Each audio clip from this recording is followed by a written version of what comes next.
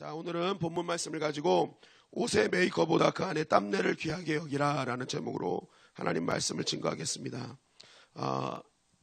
열왕기하, 우리가 왜 열왕기하 본문을 보시는지 다 아시죠? 아마 우리 교회 이제 또 새롭게 오신 분들이 있어서 잠깐 설명을 드리자면, 우리 교회는 매일매일 바이블 타임이라는 책을 가지고 큐티를 합니다. 그러다 보니까 그 새벽에도 그 바이블 타임에 있는 본문 말씀을 가지고 이렇게 설교를 합니다. 그리고 주일날 수요 예배, 주일 예배도 가급적이면 그 본문을 가지고 설교를 하고 있습니다. 그래서 지금 바이블 타임이 오늘 열왕기하 2장 말씀이라 오늘 2장 말씀을 설교하고 있습니다. 우리가 열왕기 상하를 보고 있고요. 이제 이후로는 역대 상하를 보게 됩니다. 그런데 우리가 열왕기 상하, 역대 상하를 보다 보면 조금 그런 궁금증이 생깁니다. 비슷한 얘기들이 자꾸만 나오지. 사무엘에서부터 쭉 이렇게 얘기했던 이야기들이 좀 나와요. 그래서 왜 그런지 잠깐 말씀을 드리고 본문 들어가겠습니다. 열왕기 상하는요, 말 그대로 왕들의 이야기입니다. 그래서 그 솔로몬의 아들 르호보암에 의해서 두 나라로 갈라지면서 그 북이스라엘과 남유다로 나눠지죠. 그러다 보니까 그 두 나라의 왕들이 있습니다. 그 왕들이 하나님 앞에 어떻게 살았는지, 어떻게 정치를 했는지를 이렇게 열거한 것이 열왕기 상하입니다. 그럼 역대 상하는 뭐냐?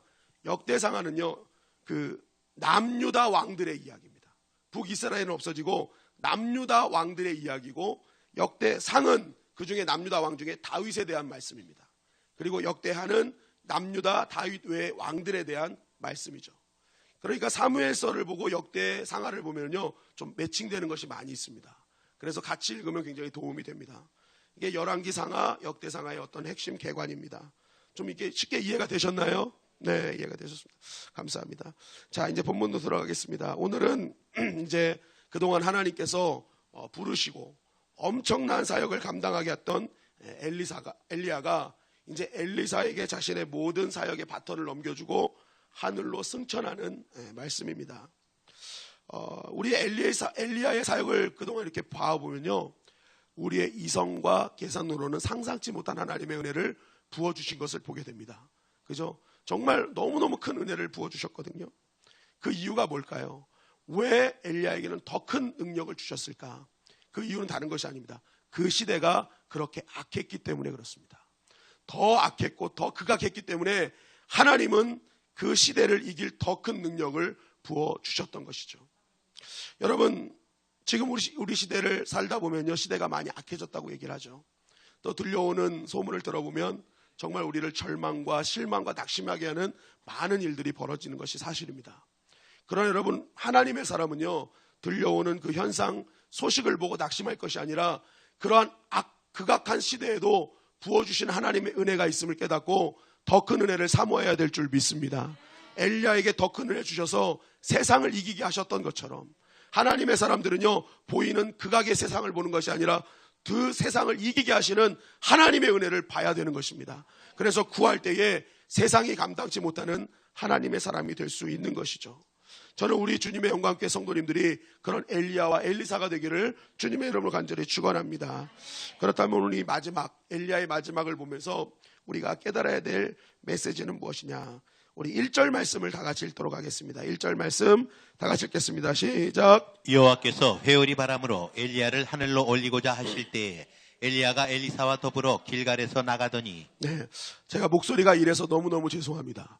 그런데 1부 때는 더 했습니다. 그러니까 2부 때 그래도 복 받았구나 이렇게 생각을 하시고 잘 들리는구나, 예, 그렇게 생각하십시오. 1부 때는 더 이상하게 나갔습니다. 그러니까 2부 때는 그래도 좀 풀리고 하나님 은혜를 주셔서 잘 나오고 있는 것 같아요. 자, 오늘 1절의 말씀해 보니까 뭐라고 말씀하십니까? 엘리야가 이제 하나님께서 엘리야를 하늘로 올릴 것이다 라는 어떤 결정을 하셨다라는 말씀이죠.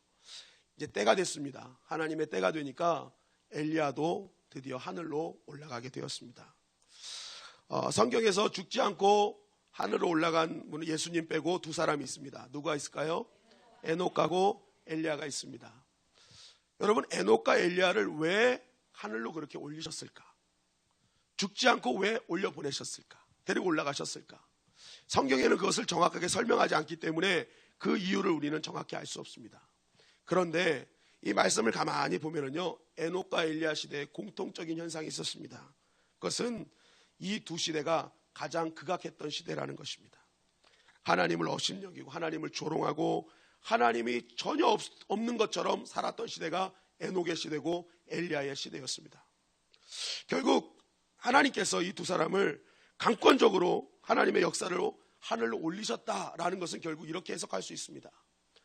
그런 극악무도한 시대에 하나님이 살아계심을 알리는 방법이었던 것입니다. 내가 살아있다. 너희들 그렇게 살면 안 된다. 하나님이 살아계심을 알고 너희들 끝까지 하나님께 엎드려야 된다는 하나님의 그런 하나님의 전적인 역사가 아니었는가 생각하게 됩니다. 여러분, 우리 역시도 마찬가지죠. 우리 주변에 보면은요, 이 수도 없는 하나님의 역사의 모습들이 우리가 경험하게 되고 깨닫게 됩니다. 병자들이 일어나고 막 죽은 자가 살아나고 막 이런 것들이 세계 도처에서 막 하나님의 방법으로 막 일어나는 그러한 우리가 현상을 보게 되죠. 여러분, 그때 하나님께서 원하시는 것이 뭘까요? 그것은 우리가 보여지는 그 현상에 환호하고 열광하라는 것이 아니라 하나님이 살아계심을 정확하게 눈으로 확인하라는 것입니다. 그리고 어떻게 하라는 거예요? 그 살아계신 하나님 앞에 겸허하게 엎드리라는 것입니다. 그것을 가지고 열광하고 도취되지 말고 하나님 살아계심을 알고 정확하게 그분 앞에 엎드려 경배할 수 있는 그러한 믿음의 사람이 되라는 하나님의 메시지인 것이죠. 여러분 주변에 여러분들의 놀라운 역사가 일어납니까? 그렇다면 여러분 하나님 살아계심을 꼭 기억하시길 간절히 바랍니다. 하나님 살아계시는구나. 하나님 그 메시지 우리에게 주시는 거예요.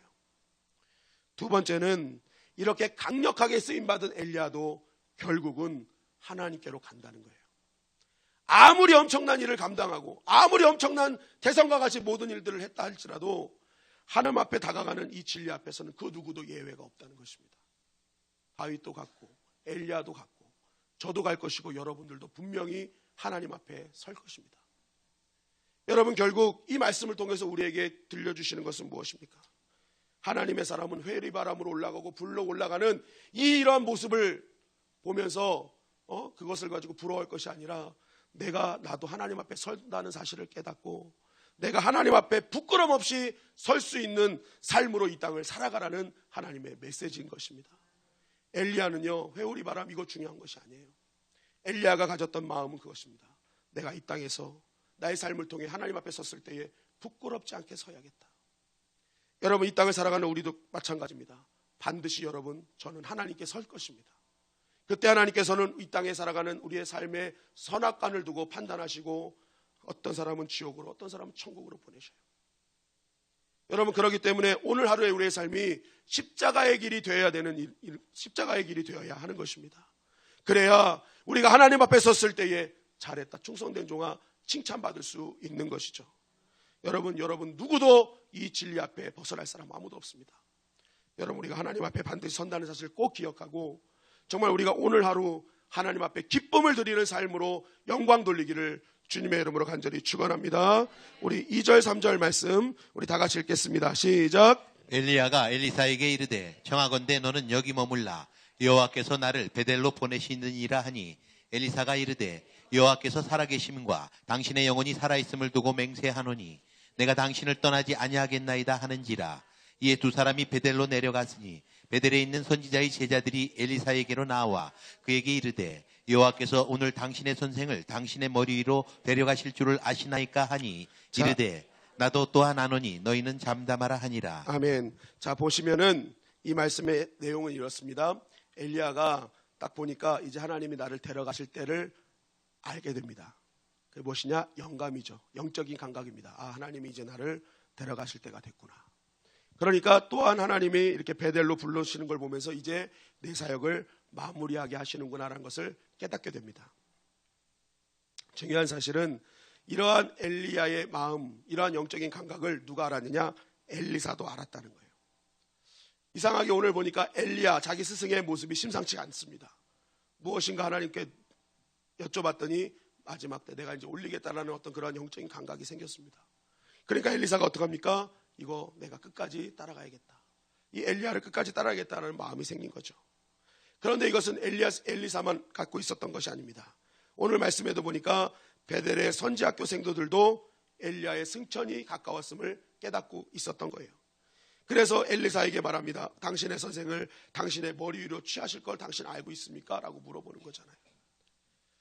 엘리야도 알고 있고 엘리사도 알고 생도들도 알고 있었다는 거예요. 그렇다면 어떻게 이 모든 이 사실을 이들이 다 알고 있었느냐? 그것은 하나님이 한 분이시기 때문에 그렇습니다. 하나님이 한 분이시기 때문에 하나님이 품은 마음을 영적인 감각이 열려있는 자들은 동일하게 느낄 수 있는 것입니다. 여러분, 우리가 일생을 살면서 가끔 이런 경험들이 있습니다. 저에게도 이런 경험이 있는데요. 부족한 종을 위해서 많은 분들이 저를 위해 중보기도해 주십니다. 그럼 이제 저는 같이 기도를 하는데 어느 날 제가 개인적으로 이렇게 기도하다가 금식이라는 그런 어떤 하나님의 그런 감동이 주실 때가 있습니다. 그러면 그래 이제 금식해야겠구나 하고 마음을 먹는 그날에 저를 위해 기도해 주시는 분이 전화를 합니다. 하나님께서 금식하라는 명령을 주십니다. 여러분, 저는 말한 적도 없고 아무것도 한 적이 없는데 저를 위해서 기도해 주시는 분이 동일한 응답을 받아요. 그 이유가 무엇입니까? 하나님의 영감이 있기 때문에 그렇습니다. 하나님은 한 분이시기 때문에 똑같은 응답을 해 주시는 거예요. 여러분도 마찬가지입니다. 예를 들어 여러분들 재정적으로 문제가 생기고 또 뭔가 이렇게 필요한 것이 생길 때 하나님 앞에 기도한 적이 있으실 것입니다. 하나님, 이거 진짜 필요한데 이거 채워주세요. 그런데 놀라운 것은 정확히 기도한 대로 하나님이 갖다 주실 때가 있다는 거예요. 어떤 분의 손을 통해서 내가 기도하는 가운데 이게 당신이 필요할 것 같아서 가져왔습니다. 액수도 너무나 정확하고 정말 너무나 필요한 거를 주시는 거예요. 제가 예전에도 말씀드렸지만 제가 전도사 시절에 보일러 기름이 뚝 떨어졌을 때 이거 어떡합니까 하나님 할 때 교회 담임 목사님 사모님이 문을 똑똑똑 두들기면서 혹시 이거 필요할 것 같아서 갖고 왔다면서 쿠폰을 주시는데 기름 쿠폰을 주시는 거예요. 필요할 것 같아서 갖고 왔다. 여러분, 짜장면 쿠폰도 있고 정말 많은 쿠폰이 있지 않습니까? 그런데 기름 쿠폰을 그때 딱 갖다 주시는 거예요. 그게 뭐예요? 하나님의 영감이라는 거예요. 하나님은 한 분이시기 때문에 반드시 하나님은 어떻게 하는 거예요? 하나님의 마음을 품게 하시면 동일한 생각과 동일한 꿈을 꿀 수밖에 없다는 것입니다. 그런데 부작용은 집사람이 그런 것을 계속 같이 느낄 때, 왜냐하면 제가 기도하면서 내 정말 이제는 철야 기도를 해야 될 때가 왔구나 하면은 갑자기 집사람이 와가지고 당신 철야 기도 해야 될 것 같은데 그러면 아유 알아 그러면서 어떻게 해요? 마음 먹은데 옆에서 뭐라 하면은 갑자기 하기 싫어지는 거 있잖아요. 그래서 제가 기도합니다. 집사람 좀 늦게 알게 하시옵소서. 그런 적이 많아요. 그래서 제가 포기한 적이 많습니다. 해야 되는데 포기한 적이 많아요. 남자분들 이해하실 거예요. 막 밥 먹었는데 옆에서 갑자기 이거 해야 돼 그러면은 막 갑자기 에이 시키면서 안 해. 그러고 안 해버리는 그런 거 똑같죠. 여러분, 하나님이 주시는 사인은요 똑같습니다. 하나님의 영감을 받은 자들은요 동일하게 생각하고 동일한 마음을 품게 될 수밖에 없는 것입니다. 여러분, 그래서 교회가 부흥하는 교회는 어떤 교회일까요? 바로 하나님의 영감으로 뭉친 교회가 부흥하는 교회인 줄 믿습니다. 문제가 일어나는 교회는 어떤 교회입니까? 하나님의 영감은 무시한 채 육감으로만 이끌려고 할 때 그 교회는 문제가 생기는 것이죠. 여러분, 영감과 육감은 늘 충돌하게 되어 있습니다.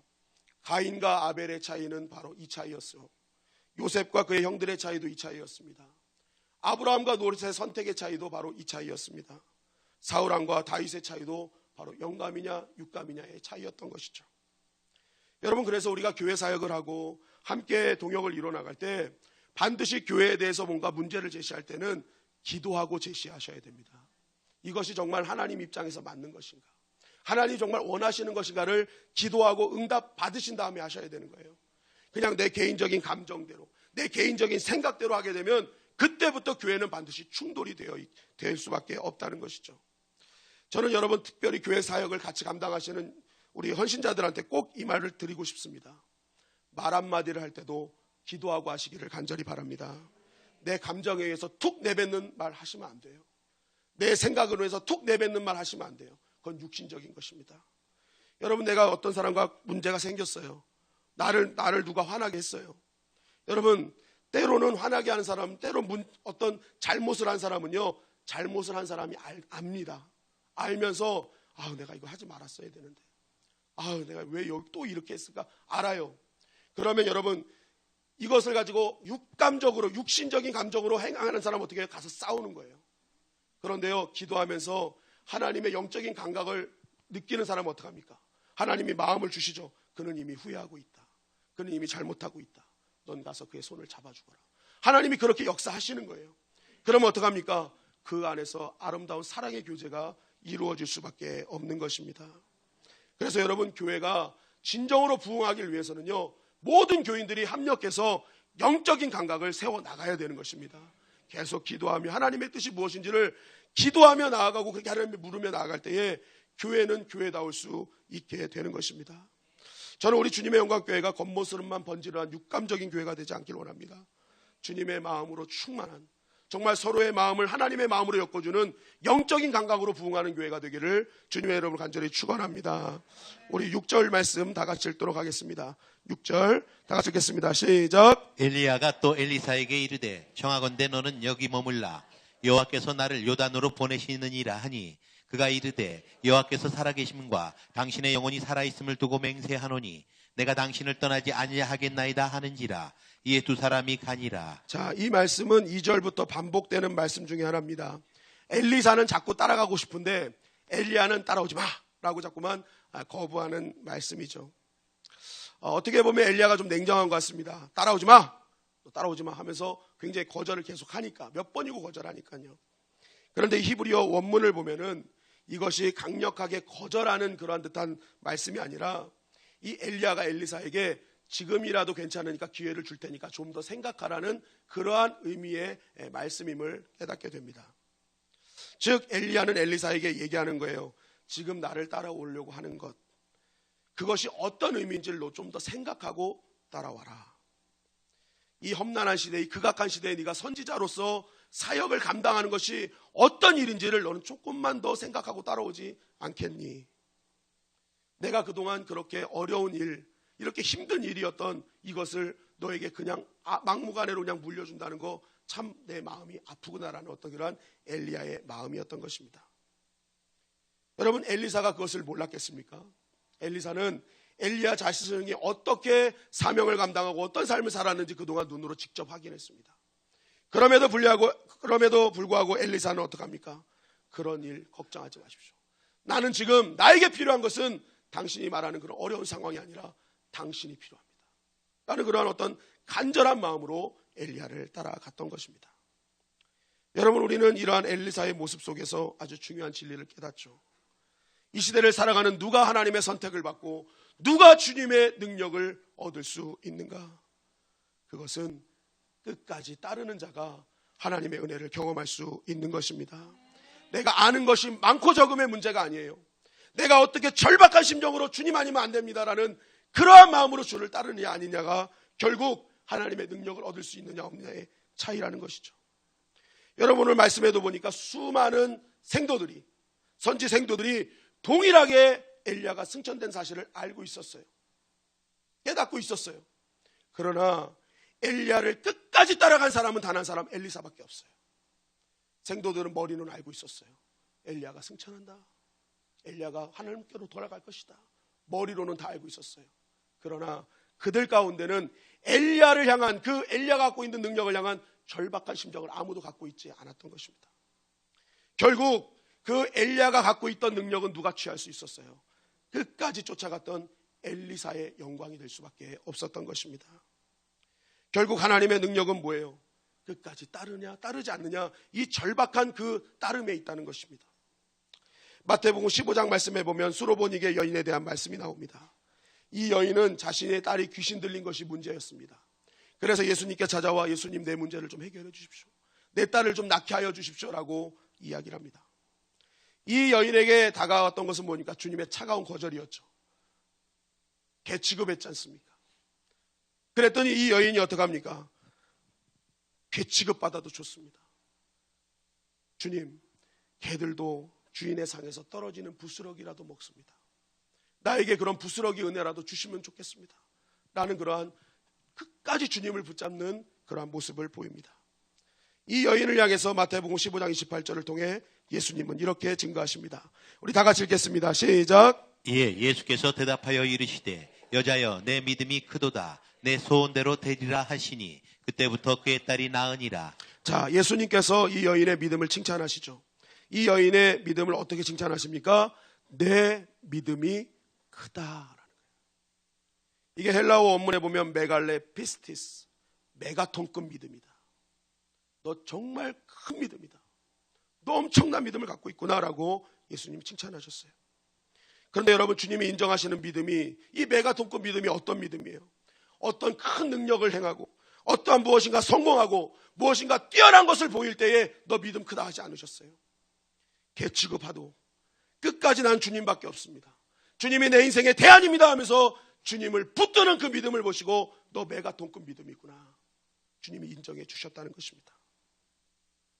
여러분, 오늘 엘리사도 마찬가지입니다. 머물러라, 따라오지 마라 하는 그 엘리야의 말에도 굴복하지 않고 끝까지 엘리야 따라가는 그러한 발걸음을 통해서 엘리야의 은혜가 엘리사에게 임했던 것입니다. 결국 여러분, 믿음은 무엇입니까? 어떤 일이 있어도 끝까지 포기하지 않고 주님을 따르는 것이 메가톤급 믿음임을 여러분 꼭 기억하시길 간절히 바랍니다. 여러분, 그렇기 때문에 믿음은요, 어떤 일이 있어도 매달리는 거예요. 여러분, 나이가 문제가 없는 척 점잖 빼고 폼 잡고 쿨한 척 한다고 하나님의 역사가 일어나는 것이 아닙니다. 하나님은요, 영적인 은혜를 사모하는 자, 끝까지 주님밖에 없음을 고백하며 그 주님의 옷자락이라도 만지는 그 사람을 통해서 주님께서는 역사해 주시는 것입니다. 여러분, 세상 욕심은 버려도 영적인 욕심을 꼭 가지시기를 주님의 여러분을 간절히 축원합니다. 영적인 능력을 사모하고 그 기도의 능력을 사모하는 그 사람을 통해서 하나님은 역사해 주시는 것입니다. 우리 8절 9절 말씀 다 같이 읽겠습니다. 시작. 엘리야가 겉옷을 가지고 말아 물을 치매 물이 이리저리 갈라지고 두 사람이 마른 땅 위로 건너가더라. 건너매 엘리야가 엘리사에게 이르되 나를 내게서 데려감을 당하기 전에 내가 내게 어떻게 할지를 구하라. 엘리사가 이르되 당신의 성령이 하시는 역사가 갑절이나 내게 있게 하소서 하는지라. 자, 이제 결국 끝까지 따라오지 마 했는데도 끝까지 따라가는 이 엘리사. 이제 엘리사를 엘리야가 받아들이고 요단을 건너서 이제 엘리야가 엘리사한테 얘기합니다. 자, 정말 너 내가 어떻게 해주길 원하니? 너가 정말 원하는 게 뭐니? 라고 이제 엘리사에게 이야기를 합니다. 그랬더니 엘리사가 기다렸다는 듯이 뭐 하십니까? 나는 당신의 성령의 능력을 갑절이나 구합니다 라고 이야기를 했습니다. 엘리사에게 부어주셨던 하나님의 은혜, 엘리야에게 부어주셨던 하나님의 능력, 엘리야에게 부어주셨던 그 거룩하신 능력, 그거 나에게 주세요 라고 얘기를 했던 것이죠. 우리는 여기서 갑절이라는 이제 단어를 보면 이제 두 배의 능력이라고 우리가 해석을 하는데, 실제적으로 이 해석은요, 두 배의 능력이 아니라 이 신명기 21장에 나오는 장자에게 두 배를 주는, 장자의 두 배의 목, 그걸 말하는 거예요. 그러니까 장자들에게는 항상 두 배의 목을 주었다. 이것이 무엇을 의미하냐면 아버지를 그대로, 아버지의 모든 것을 계승한다는 뜻입니다. 결국 갑절의 능력을 달라는 것은요, 엘리야 당신을 내가 계승하게 하여 주시옵소서, 그거예요. 두 배의 능력을 주어서 내가 두 배의 영광을 누리겠다는 것이 아니라 엘리야 당신의 것 나 그대로 계승받기를 원합니다. 당신이 내 아버지가 되고 내가 당신의 아들 되기를 원합니다. 어떤 그런 강력한, 어떤 강절한 그런 고백이 있었던 것이죠.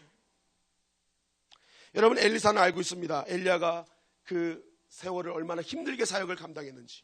그러나 그 극악무도한 시대에서 그가 그것을 이길 수 있는 것은 하나님으로부터 부어주시는 하나님의 능력임을 알고 있었습니다. 그래서 엘리사는 얘기한 거예요. 그 능력이 나에게도 임하기를. 그 성령의 능력이 나에게도 임해서 하나님께서 사역 감당하는 이 악한 시대에 나도 이길 수 있기를 원했던 것입니다.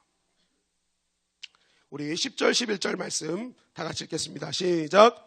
이르되 내가 어려운 일을 구하는도다. 그러나 나를 내게서 데려가시는 것을 내가 보면 그 일이 내게 이루어지려니와 그렇지 아니하면 이루어지지 아니하리라 하고, 두 사람이 길을 가며 말하더니 불수레와 불말들이 두 사람을 갈라놓고 엘리야가 회오리 바람으로 하늘로 올라가더라. 자, 엘리사의 이러한 요구 앞에 엘리야가 당황합니다. 엘리사야, 근데 그거는 내가 들어줄 수 있는 것이 아니구나. 왜냐하면 성령의 능력은 누가 주시는 거예요? 하나님이 주시는 거예요. 사람이 줄 수 있는 것이 아닙니다. 그러니까 엘리야가 얘기하는 거예요. 그거 내가 들어줄 수 있는 것은 아닌데. 그런데 만약 내가 하늘로 올라가는 그것을 내가 보면, 내게 이루어지는 것을 내가 보면 내게 이루어질 것 같다라고 이렇게 얘기를 하는 것입니다. 바로 이렇게 엘리사와 엘리야가 막 얘기하고 있을 때 하늘에서 불수레와 불령과 나타나면서 어떻게 해요? 엘리야를 데리고 올라갔던 것입니다. 그러면서 12절 13절의 말씀에 엘리사가 보고 소리 지르며 내 아버지여 내 아버지여 하면서 막 소리를 지르는 거예요. 그러면서 어떻게 해요? 13절에 보니까 엘리야의 몸에서 떨어진 겉옷을 주워가지고 돌아와 요단 언덕에 서서 막 휘저으면서 어디 계십니까? 벌써 막 휘젓는 거예요. 자, 이거 왜 그러냐면은 엘리야가 올라가면서 뭐라 그랬어요? 내가 내게 행하는 것을 보면 너에게 어떤 거예요? 능력이 임할 것이다 그랬어요. 그럼 엘리야가 지금 봤습니까? 봤습니까? 정확하게 봤어요. 엘리야가 봤어요. 그러면 엘리야는 어떤 일이 벌어지는 거예요? 엘리사한테 어떤 일이 벌어져야 되는 거예요? 능력이 막 임해야 되는 거예요. 막 어떤 바다가 막 갈라지고 막 하늘에서 천둥 번개가 치면서 막 근육이 두두두두 막 생기고 막 그러면서 막 뭔가 달라지는 변화가 느껴졌어야 되는 거예요. 그런데 그런 건 하나도 느껴지지 않은 거예요. 그리고 하늘에서 겉옷 하나가 툭 하고 떨어진 거예요. 여러분 생각해 보세요. 뭔가를 내가 특별한 걸 줄게 하고 제가 아내 숙사님한테 뭘 줬어요. 특별한 걸 준다고 해놓고 그런데 딱 받아봤더니 구멍 뚱뚱 뚫리고 막 냄새나고 하는 겉옷 하나 딱 던져줬단 말이에요. 그러면 받은 사람이 기분이 어떻겠습니까? 이게 뭐지? 이게 뭐야? 특별한 거 준다며 뭐 이런 걸 줘? 라고 생각할 수밖에 없는 현실이었습니다. 그러니까 엘리사가 이것을 보고 이게 도대체 뭡니까? 하나님 어디 계십니까? 하면서 막 휘둘렀더니 어떤 일이 벌어졌어요? 그것을 듣고 하나님께서 강이 갈라지고 엘리야에게 임하셨던 하나님의 능력이 그대로 임했다는 거예요. 그런데 여러분 여기서 우리가 정말 봐야 될 것이 무엇이냐면 왜 하나님은 엘리사에게 엘리야의 겉옷을 주셨냐는 거예요. 왜 주셨냐는 거예요. 우리는 대부분 엘리야의 겉옷을 무슨 모세의 지팡이, 도깨비 방망이 같은 어떤 그런 신비적인 능력의 그런 겉옷이라고 생각을 합니다. 그러나 여러분 겉옷은 그런 의미가 아닙니다. 여러분 겉옷은요 팔레스타인을 살아가는 사람들의 필수품입니다. 낮에는 햇볕을 지켜주고 밤에는 추위를 지켜주는 없어서는 안 될 물품이에요. 그래서 율법에도 보면 겉옷을 저당 잡히면 그날 바로 돌려줘라라는 얘기가 있잖아요. 왜냐하면 얼어 죽을 수 있기 때문에. 그러니까 이 겉옷은요 그냥 그 사람의 일생이고 그 사람과 평생을 함께했던 물품이란 말이에요. 그런데 그것을 주었단 말이에요. 그것을 주었다. 여러분 결국 이것이 의미하는 것은 이것입니다. 엘리야의 겉옷은요 엘리야의 삶을 대변하는 거예요. 엘리야의 겉옷은요 엘리야의 신앙생활을 대변하는 것입니다. 그 엘리야가 그동안 흘렸던 기도의 땀 냄새, 엘리야가 흘렸던 눈물, 엘리야가 하나님 앞에 드렸던 예배의 결정체고 하나님 앞에 드렸던 헌신의 결정체가 바로 겉옷이었다는 것입니다. 즉 하나님께서는 엘리야의 겉옷을 주면서 엘리사에게 이렇게 얘기하는 것입니다.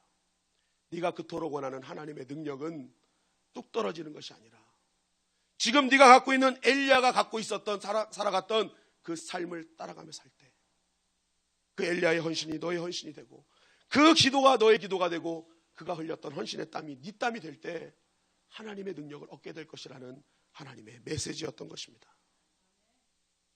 여러분 우리는 간절한 마음은 무엇입니까? 남들보다 더 뜨거운 체험을 하기를 원하고 더 무언가 특별한 능력을 얻기를 원하는 것이 우리의 마음입니다.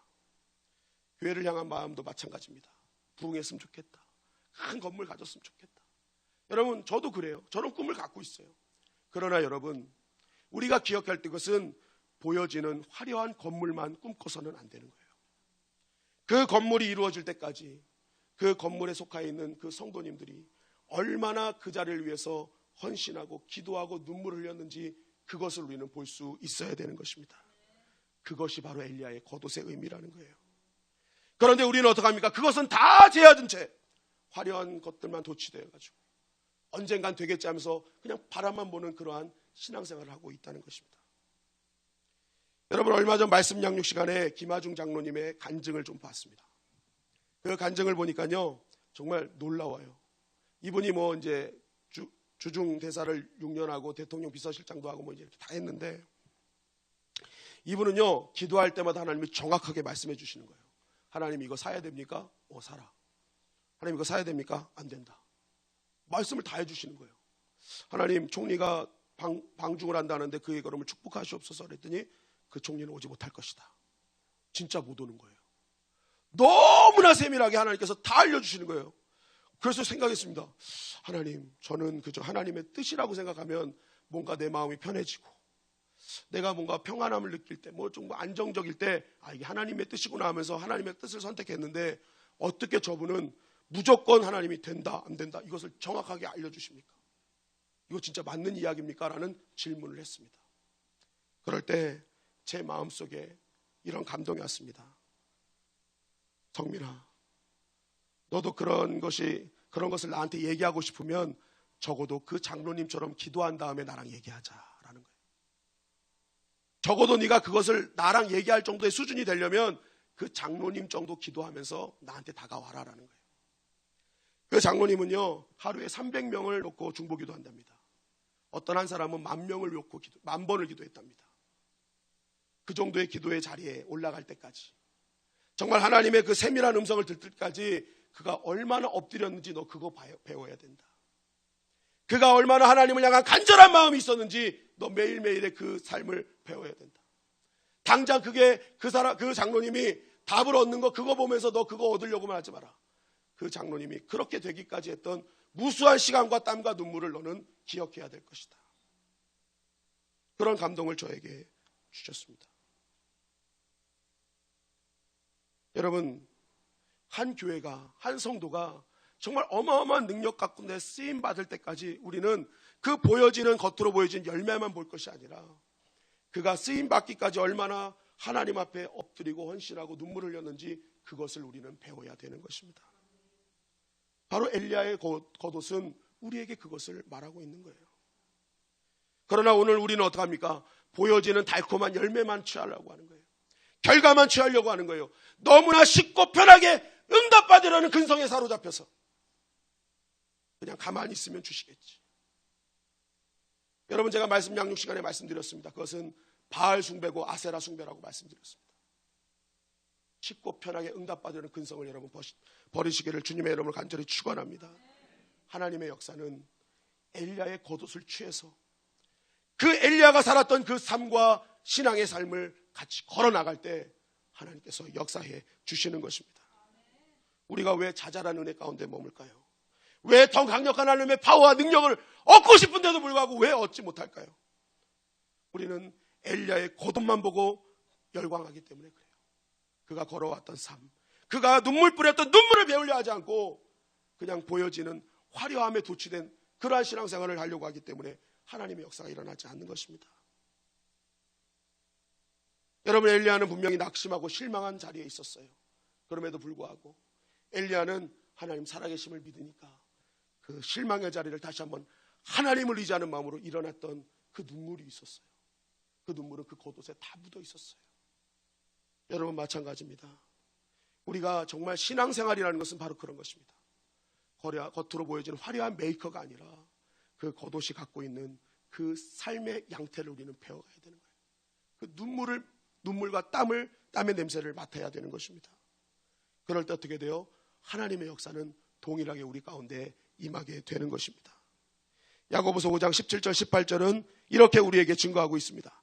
우리 다 같이 읽겠습니다. 시작. 엘리야는 우리와 성정이 같은 사람이로되 그가 비가 오지 않기를 간절히 기도한즉 3년 6개월 동안 땅에 비가 오지 아니하고 다시 기도하니 하늘이 비를 주고 땅이 열매를 맺었느니라. 자, 엘리야는 우리와 성정이 같은 사람이로되, 여러분, 이 말씀이 얼마나 우리에게 큰 위로와 도전을 줍니까?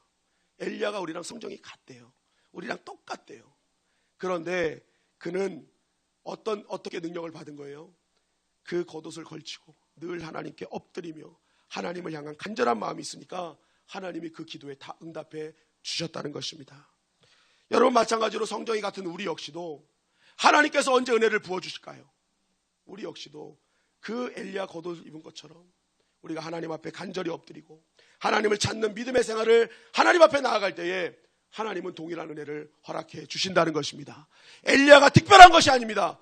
엘리야가 하나님께 드렸던 그 눈물이 엘리야를 만든 거예요. 마찬가지예요. 여러분, 우리도 이 시대에 엘리야가 될 수 있음을 여러분 믿으시길 간절히 바랍니다. 그런데 그 엘리야가 되는 방법은 바로 여러분 그 옷이 주는 의미를 정확하게 알고 있어야 돼요. 그 옷은 그의 헌신이었고 기도였고 땀이었습니다. 여러분, 우리가 그러한 엘리야의 그러한 길을 걸을 때에 하나님께서는 반드시 역사해 주시는 것입니다. 저는 이 말씀을 준비하면서 우리 교회를 위해서 기도했습니다. 하나님, 우리 주님의 영광교회가 정말 믿음의 선진들이 벗어놓고 갔던 겉옷을 계승하게 하여 주시옵소서. 더 나아가서 이제 우리 후배들한테 그 겉옷을 물려줄 수 있는 교회 되게 하여 주시옵소서. 그래서 우리 교회가 정말 주님 앞에 쓰임받는 교회, 하나님이 인정하시는 교회, 주님 오심을 예비하는 살아있는 믿음의 명문 재단이 될 수 있도록 하나님 도와달라고 기도했습니다. 여러분 오늘부터 우리 자녀들에게 그 겉옷을 물려줍시다. 보여지는 화려한 열매, 그것을 바라보는 그런 눈이 아니라 정말 하나님 앞에 엎드리는 그러한 모습을 물려주시고, 살아있는 예배가 무엇인지를 물려주시고, 정말 하나님을 의지한다는 것이 무엇인지를 물려줄 때에 우리 교회는 끝까지 하나님께 칭찬받는 교회요, 하나님의 성도로서 사명을 감당할 수 있게 될 것입니다. 여러분, 오늘 엘리야의 겉옷이 주는 의미를 꼭 기억하시고 오늘부터 더욱더 하나님께서 원하시는 길을 걸음으로 말미암아 엘리야에게 주신 능력이 나의 능력이 되고, 그 사명을 길을 걸음으로 날마다 이 악한 세상을 이기는 저와 여러분들이 되시기를 주님의 이름으로 간절히 축원합니다.